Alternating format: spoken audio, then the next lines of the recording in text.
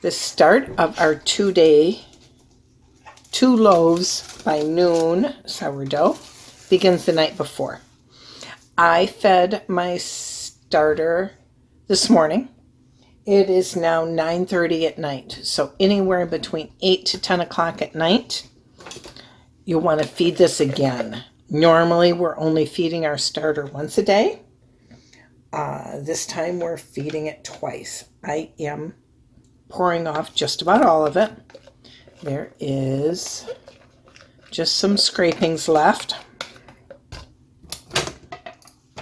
This time I'm going to feed it more than I normally do. Usually I just throw in a scoop, but now I want to make sure that by morning I have at least 300 grams of starter. So I put in about a cup, and now I'm going to match that with about an equal amount of water per gram. And I didn't actually measure this very well, so it's a little thick, so I'm going to throw in more water. You may do equal amounts, water and flour, by weight. I am to the point where I just eyeball it. And if I get a nice gooey paste, I'm happy. That's about the consistency I want, so I'm going to give it a good stir. Make sure I get up everything from the bottom and the sides.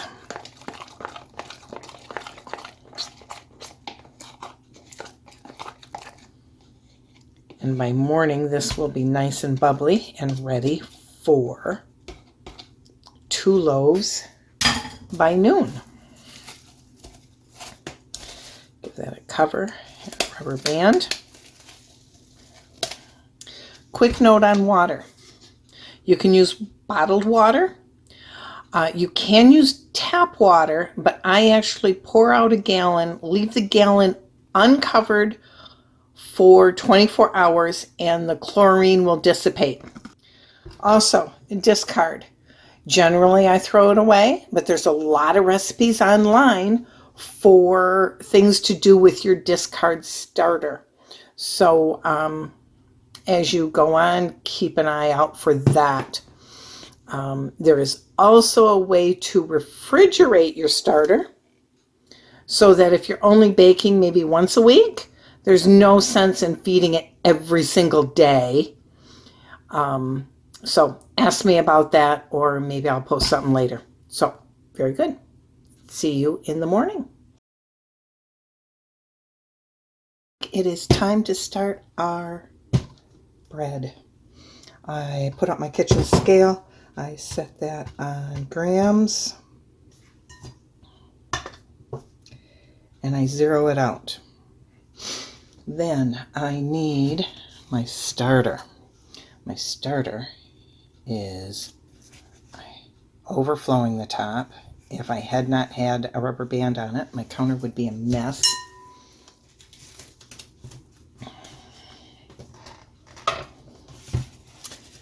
I open that up, give it a quick stir, it doesn't really matter, and I pour in 300 grams.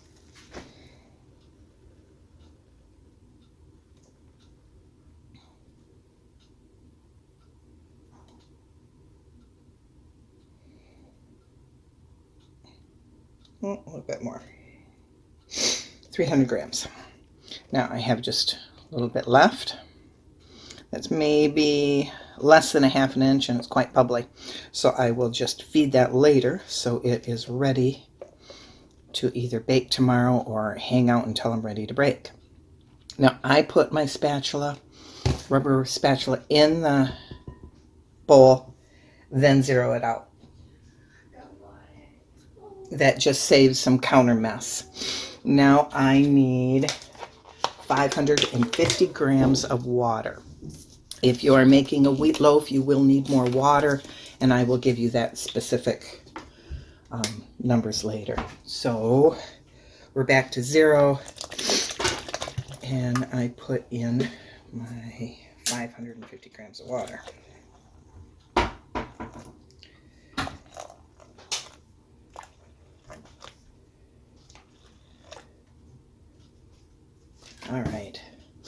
Give that a little stir.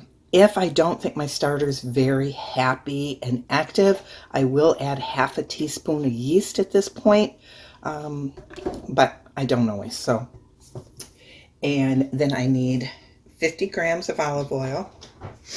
Not all recipes have olive oil. This one does, and I kind of like it. So,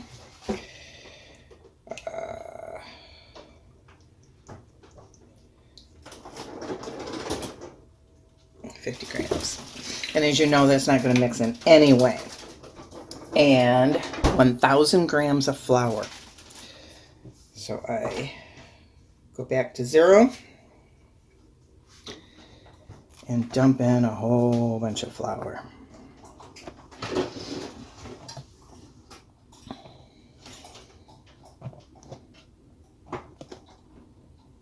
Today I am just doing white,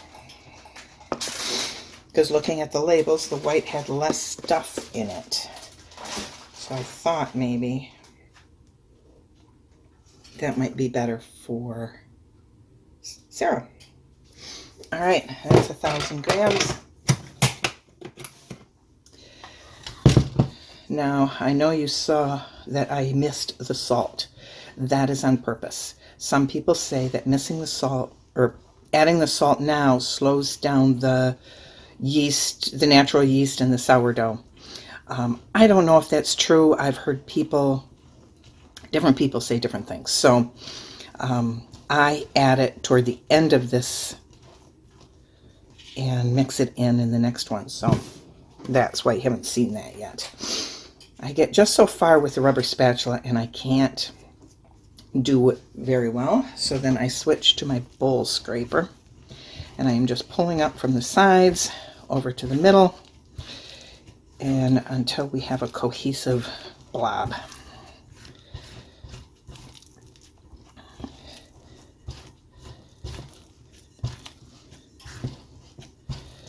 And before I got started here, I did get my oven warmed up.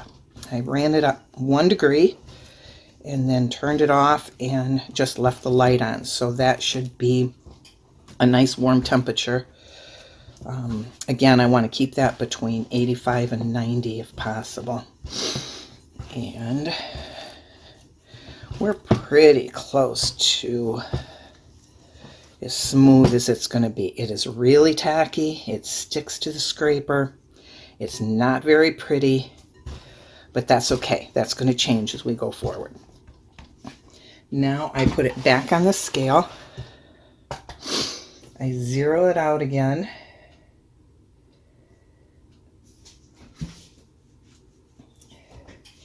And then I add 20 grams of salt.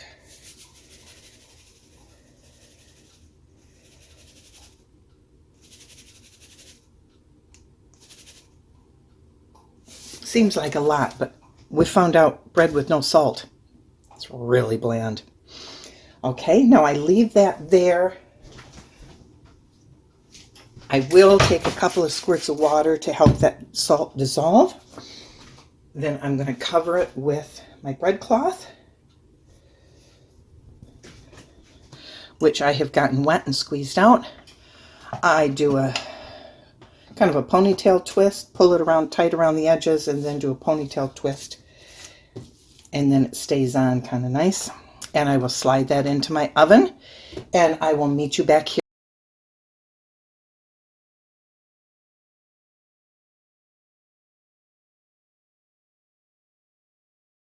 This looks pretty much like it did before. I am going to poke the salt in. I have had once where I did the folds and all my salt ended up in a pocket. And then you get, yeah, this works better for mixing it in. So I just kind of poke my salt in. And now we're going to do what they call a stretch and fold. I'm taking from the edge, kind of giving a jiggle and a shake and a stretch and a pull, and work my way around. This is developing the gluten. The gluten is going to give you your good bubbles and your good texture. And we just kind of work our way around. As you do more recipes, some recipes are going to be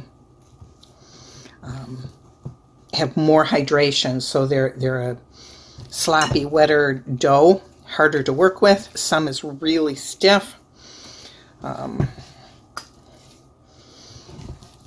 don't know all the benefits of stiff to not. I think you get better bubbles, better texture. They actually call that crumb. You get a better crumb with higher hydration dough. It also gets harder to work with. So I'm pulling it around. You see it is really quite sticky, and that's okay.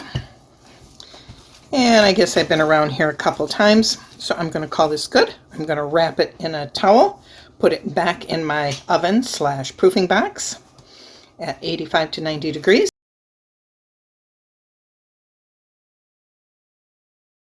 We are going to do our last stretch and fold. And you see it's kind of puffed up a little bit. The dough is getting softer, more consistent. It's less tacky. It's not sticking to my fingers near as much. That means the gluten is doing its thing. And it's getting harder. Allie left. The puppy is sad. Oh my goodness, that dog is pathetic. And I'm having a hard time even getting it all the way across now. So I kind of pull to the middle and make it stick, and just go around a few more times.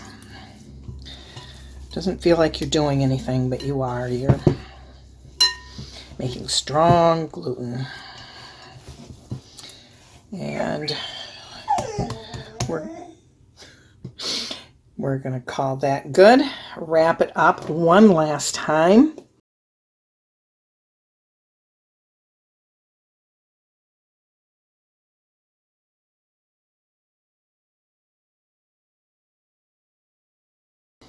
Now you can see we're pretty puffy.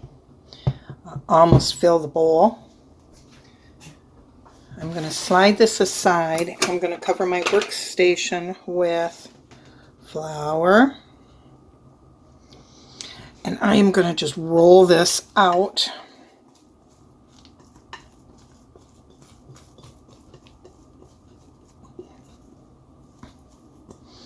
Onto my workstation. Onto the flour.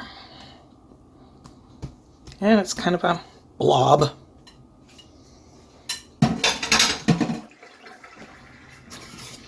Now, handy dandy bench scraper cuts like nothing else. For some reason, a knife will not do this. Okay, I need my 2 medium bowls out. And sorry, I did not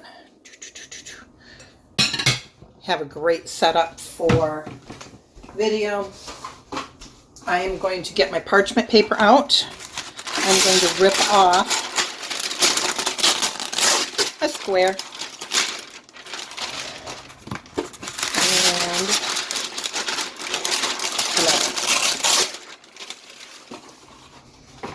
And I'm going to make sure my squirt bottle is close. No, I don't need that yet. Sorry.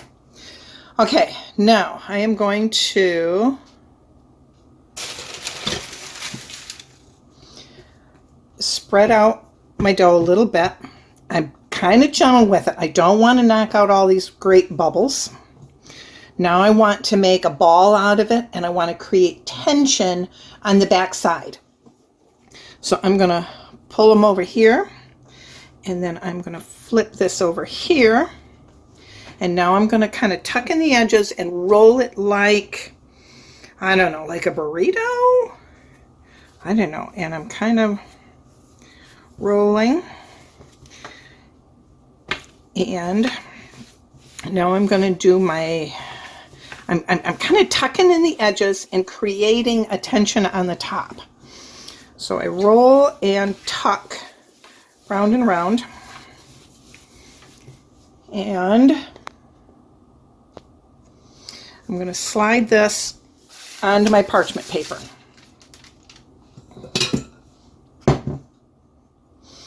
Limited space here and not a great camera setup. Now I'm going to take that parchment paper and pick it up like in a sling and slide it into that bowl. This is going to make it easier to move it when you got red hot pans you're trying to put it in. And we're going to set that one aside and repeat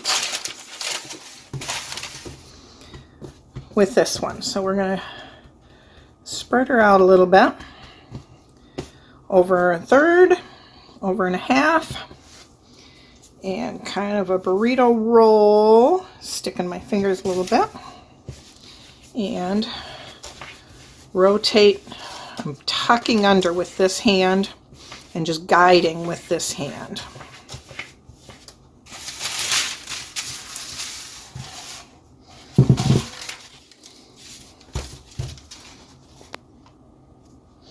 And I'm going to onto the parchment paper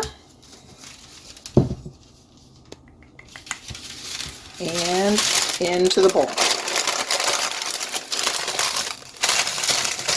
Now we're starting to look like bread. Yay! And we are going to let this sit for another hour. But at 11:30, I'm going to start preheating the oven. So this hangs out here. I'm not even going to put it back in the proof box / oven. I'm going to leave it on the counter covered with my cloth, and then I will be back to show you what I do when preheating the oven.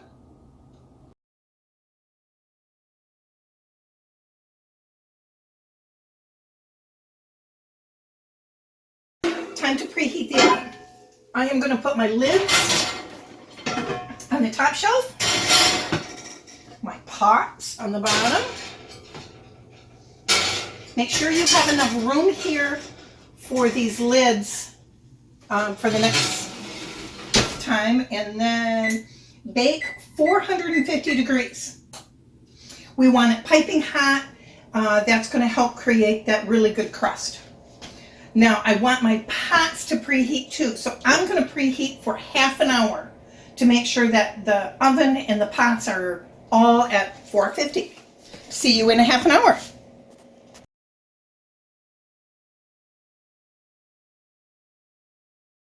And we've been preheating for half an hour. So I'm going to take out very carefully the lids.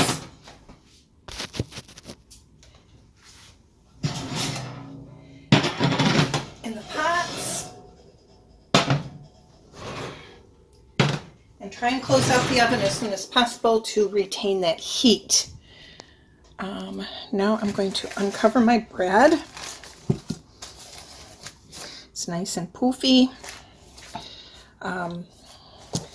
Then I give it a slice. You can do all kinds of decorations and stuff, but I kind of just do a straight slash. And I slash these. That allows the rising to come up, and oh, these are slicing horribly. Oh well, sorry.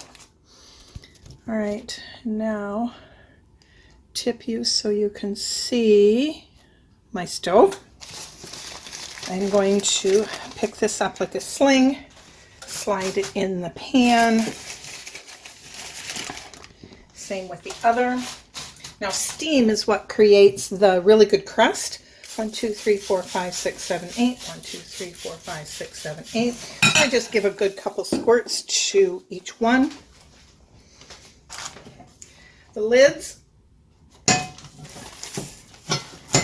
keeping in mind they are 450 degrees, so they're hot. Like that. Slide them into the oven.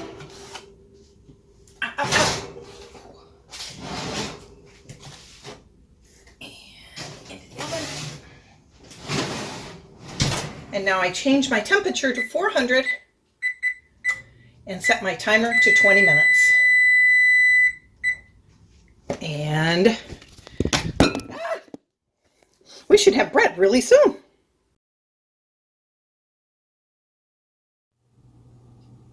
Okay, my 20 minutes is up.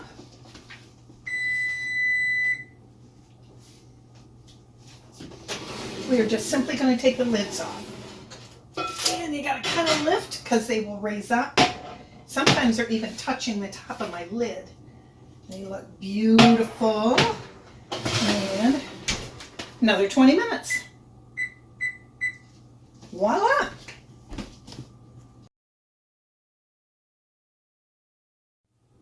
Okay, you bake 20 minutes with the cover on and then 20 minutes with the cover off. And I have 10 seconds to go, so I'll just turn that off, turn off the oven, and ooh, bread.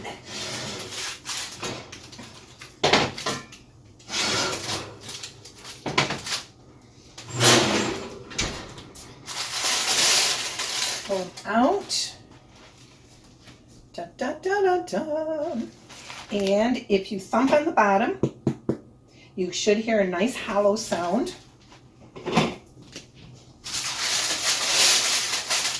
And I put them on a cooling rack so we keep it dry underneath. We want to let that steam dissipate. And do not cut into them until they are completely cool, because everything gets gummy. It needs this time to finish cooking. So wait until it's completely cool. And I like to slice them and put them in a Ziploc baggie directly into the freezer. Then you can pull out just what you need when you need it. Depends on how fast you eat it. This will stay fresher longer than regular bread. So you could leave it on the counter for probably at least a week, if not 2, without it becoming moldy. There's different stuff in store-bought bread that make it go faster. So completely cool. Since we're talking noon now, I probably won't even think of slicing this until 7, 8 o'clock. Or 6, 7 o'clock, I'll slide it into a Ziploc baggie and slice it tomorrow. But enjoy. One of these is coming to your house later today or tomorrow with a batch of starter. So good luck.